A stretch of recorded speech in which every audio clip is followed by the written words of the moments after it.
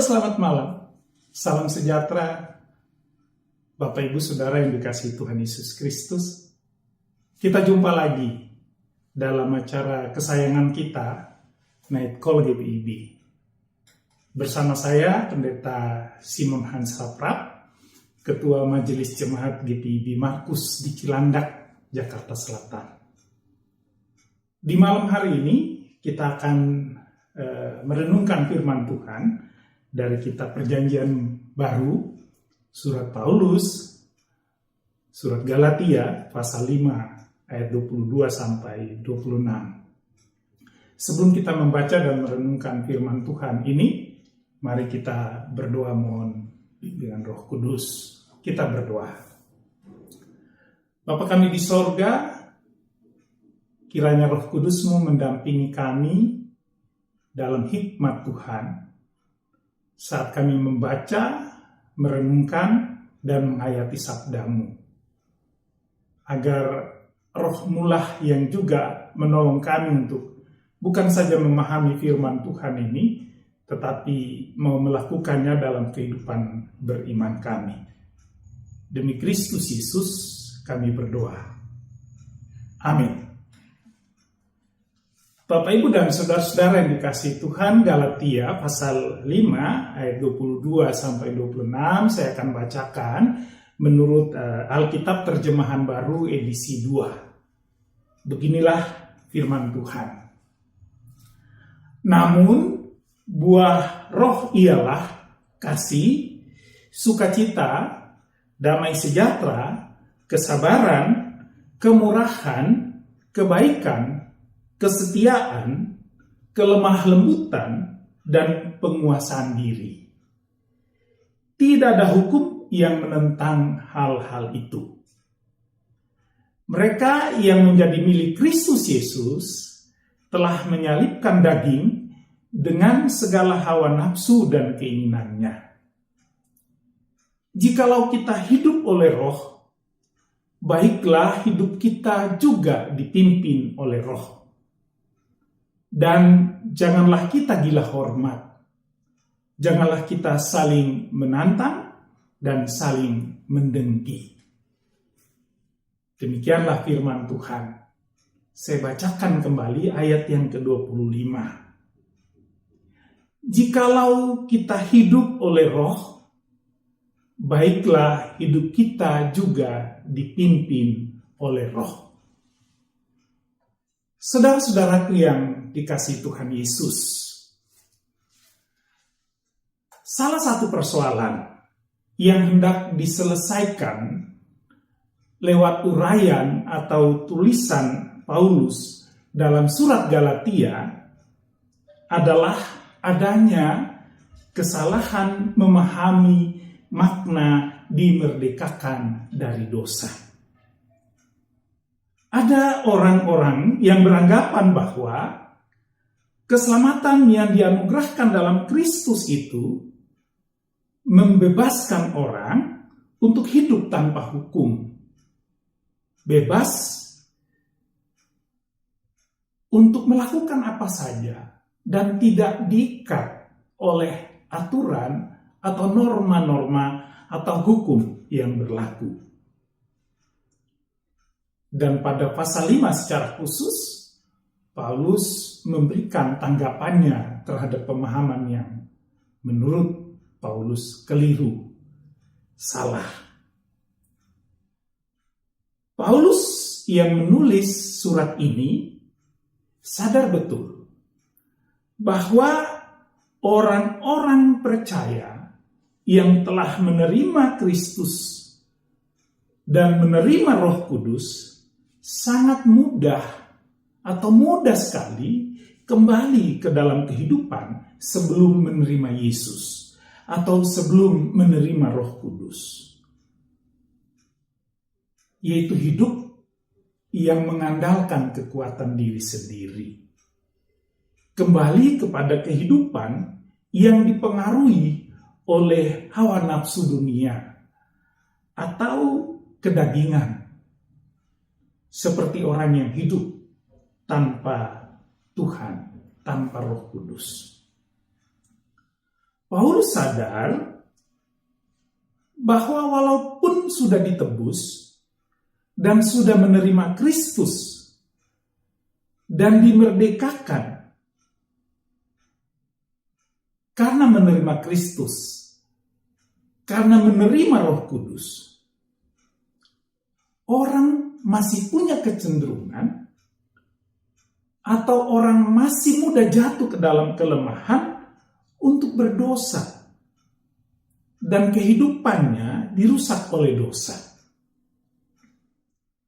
Sebab ketika dosa merasuk dan dosa merusak kehidupan orang percaya, maka orang percaya akan dikendalikan oleh kedagingannya untuk melakukan perbuatan-perbuatan jahat yang tidak dikehendaki oleh Allah. Dan perbuatan-perbuatan jahat yang juga pasti tidak menyenangkan bagi sesama. Karena itu, Paulus memberikan peringatan. Paulus mengingatkan orang percaya yang telah menerima keselamatan dalam Kristus dan yang telah memberi diri untuk dituntun oleh Roh Kudus. Mereka diingatkan tentang bagaimana hidup yang dipimpin atau hidup itu harus dituntun oleh Roh Kudus itu. Sehingga hidup yang sudah dimulai di dalam bimbingan atau di dalam tuntunan Roh Kudus akan melakukan, akan mengerjakan berbagai perbuatan yang terus-menerus dituntun oleh Roh itu. Dan jika hidup telah menerima Kristus atau hidup dituntun oleh Roh Kudus, maka orang percaya harusnya tidak akan lagi menuruti keinginan-keinginan duniawi, tidak akan lagi mengikuti keinginan-keinginan daging yang jahat. Sebaliknya, Roh Kudus akan menuntun hidup orang percaya untuk menghasilkan perbuatan-perbuatan baik yang di dalam pembacaan kita tadi, Paulus memberikan gambaran dengan sebutan buah roh. Apa saja itu kita tahu. Ya, pertama, Paulus berbicara tentang kasih. Kasih seperti yang diajarkan dan dilakukan oleh Yesus Kristus. Kasih kepada Tuhan dan kasih kepada sesama tanpa mengharap balasan. Selanjutnya, sukacita. Gembira dan bersyukur dalam segala hal. Kegembiraan yang muncul dari dalam hati untuk mengerjakan segala sesuatu tanpa bersungut-sungut. Damai sejahtera, yaitu hidup yang sadar bahwa ada tanggung jawab untuk merawat hidup yang harmoni dengan sesama, bahkan dengan seluruh ciptaan. Lalu kesabaran, yaitu hidup yang sabar, menerima segala sesuatu, termasuk menerima sikap orang lain yang kadang tidak menyenangkan. Sikap yang mungkin saja jahat, tapi orang yang sabar tidak akan membalas kejahatan dengan kejahatan. Kemurahan, hidup yang harus terus berbuat baik. Di mana saja, kapan saja, dan dalam segala keadaan. Kebaikan, membenci kejahatan, tetapi tulus mengerjakan hal-hal yang baik. Benci terhadap kejahatan, tetapi tulus mengerjakan hal-hal yang baik, bahkan kepada orang yang berbuat jahat. Seterusnya, kesetiaan. Setia melakukan kehendak Tuhan dengan cinta. Senang mengerjakan hal-hal yang disukai Tuhan. Lalu kelemah lembutan. Sikap lemah lembut yang harus dimiliki dalam membangun relasi dengan semua orang.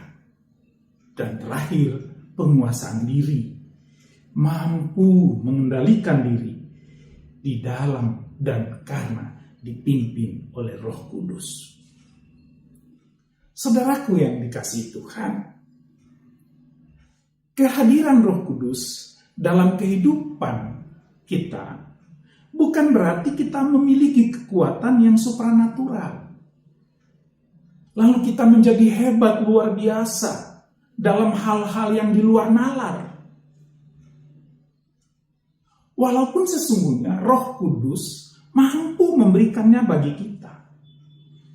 Walaupun sesungguhnya Roh Kudus yang ada pada kita mampu melakukannya melalui diri kita.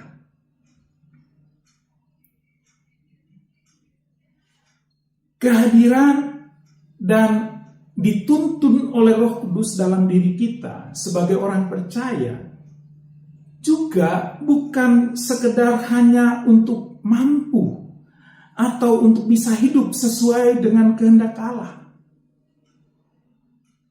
Harusnya bisa lebih dari itu. Karena kuasa Roh Kudus sangat luar biasa. Yang pasti, saudaraku, orang yang padanya ada Roh Kudus atau orang yang hidupnya dikuasai dan dituntun oleh Roh Kudus adalah orang yang cara hidupnya menarik dan menyenangkan. Cara hidupnya, sikap dan perbuatannya terus-menerus menarik bagi orang lain dan begitu menyenangkan sehingga ia disukai semua orang. Maka saudara yang dikasihi Tuhan, pengertian yang paling sederhana dari hidup yang dituntun oleh Roh atau dikendalikan oleh Roh yang ada dalam diri orang beriman adalah orang yang tutur kata dan sikap hidupnya menyenangkan. Dan ia sendiri pun disukai oleh semua orang. Maka ia adalah orang percaya yang benar-benar sudah diselamatkan, sudah dimerdekakan, dan karena ia memberi dirinya dikendalikan oleh Roh Kudus, dikendalikan oleh Tuhan. Tulus dan ketulusannya nyata di dalam tutur kata dan sikap hidupnya yang menyenangkan. Sebaliknya, saudaraku, jika kehidupan itu membuat orang lain menjauh, bahkan orang lain membenci, kemungkinan besar adalah karena ia hidup menuruti kehendak sendiri. Hidup menurut keinginan sendiri, tanpa aturan, tanpa norma, tanpa hukum.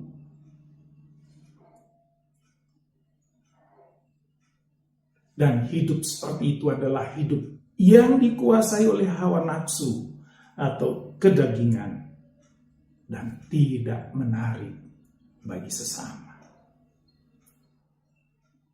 Saudaraku, karena itu, milikilah cara hidup yang menarik, yang disukai dan dirindukan sesama. Karena hidup itu dituntun oleh Roh Kudus atau oleh Tuhan. Amin. Mari kita berdoa. Bapa di sorga, terima kasih untuk kesempatan mendengarkan dan merenungkan sabda-Mu. Kiranya Roh-Mu yang dianugerahkan bagi kami, menuntun kami untuk hidup menyenangkan Tuhan. Kata dan perbuatan kami adalah hidup yang memberikan kesaksian bahwa Tuhan ada di dalam kami. Roh Kudus-Mu ada pada kami. Hidup kami menarik, perbuatan kami menarik dan menjadi kesaksian yang menyenangkan Tuhan dan sesama. Terima kasih Bapa. Kami berdoa, hamba berdoa untuk gereja Protestan di Indonesia bagian Barat, di kota maupun di pelosok-pelosok wilayah pelayanan. Tuhan memberkati persekutuan pelayanan dan kesaksiannya. Berkati pimpinan gereja-Mu ini, berkati seluruh pelayan-Mu, berkati seluruh jemaat-Mu. Hamba juga berdoa untuk kegiatan Night Call GPIB kiranya menjadi saluran berkat bagi semua orang yang menyaksikan dan mendengarkan pengajaran Tuhan. Terpujilah nama-Mu ya Bapa di sorga demi Kristus Yesus. Kami berdoa. Amin. Terima kasih Bapak Ibu Saudara. Kita sudah bersama-sama menghayati firman Tuhan. Kiranya kita terus saling mendoakan. Dan dimanapun kita berada, Tuhan Yesus memberkati kita. Salam sejahtera. Sampai jumpa kembali.